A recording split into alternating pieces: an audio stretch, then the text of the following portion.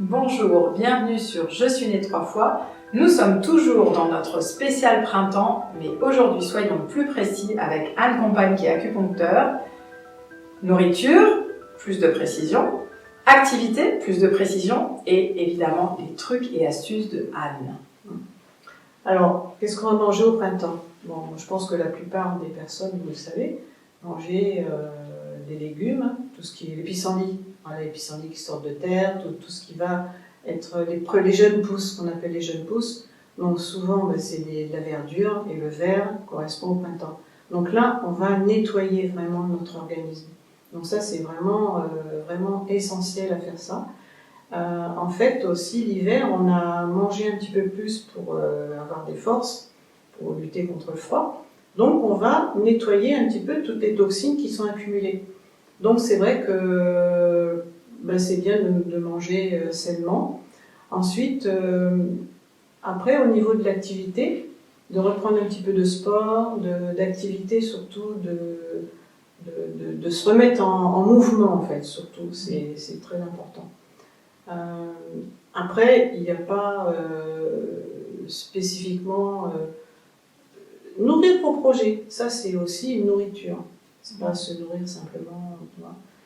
Donc, tu avais dit aussi même se lancer des défis, comme un peu Ouais, il y a quelque chose de l'impulsion. Ouais, voilà. Une impulsion, c'est-à-dire je mets le pied sur comme un ressort en fait pour aller quelque part. Tiens, là, je vais commencer à faire ça.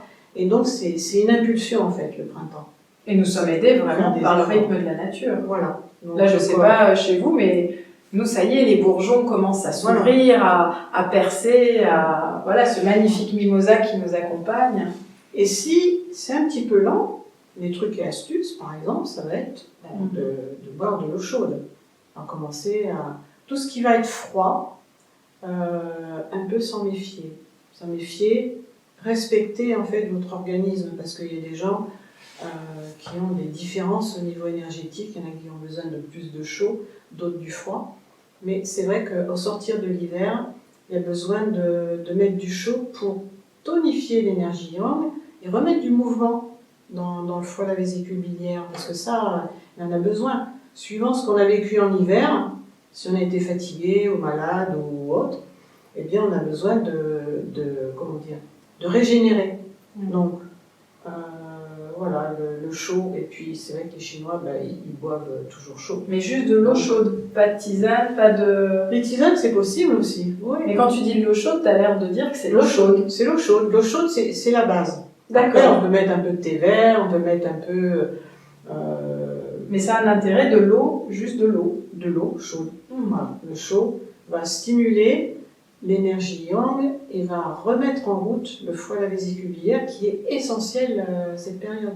Est-ce qu'il y a un moment pour la boire, l'eau chaude, après le repas, dans le repas Alors plutôt déjà le matin, on peut déjà commencer à prendre de l'eau chaude. Après, pendant le repas, si on a besoin de boire, prendre un thé ou une tisane chaude. Pas non plus boire trop. C'est pas non plus noyer le bol alimentaire, avoir un estomac plein d'eau, c'est trop compliqué pour digérer après. Mais il faut le chaud pour garder la température de la digestion. Et du coup, ça m'accompagne dans mon printemps d'aider l'organisme à... Mais c'est clair, ça change tout. Si vous digérez facilement, vous pouvez vous remettre en activité après. Après le repas, au lieu de faire une sieste ou d'être trop chargé. Parce qu'en fait, le corps, il a besoin de chaleur pour digérer. Voilà. Bonne reprise d'activité, tout en douceur, mais avec un peps comme ça. Il faut aider l'organisme à repartir. Donc, pensez à vous, aidez votre organisme et buvez de l'eau chaude. Bonne journée sur Je suis née 3 fois. Au revoir.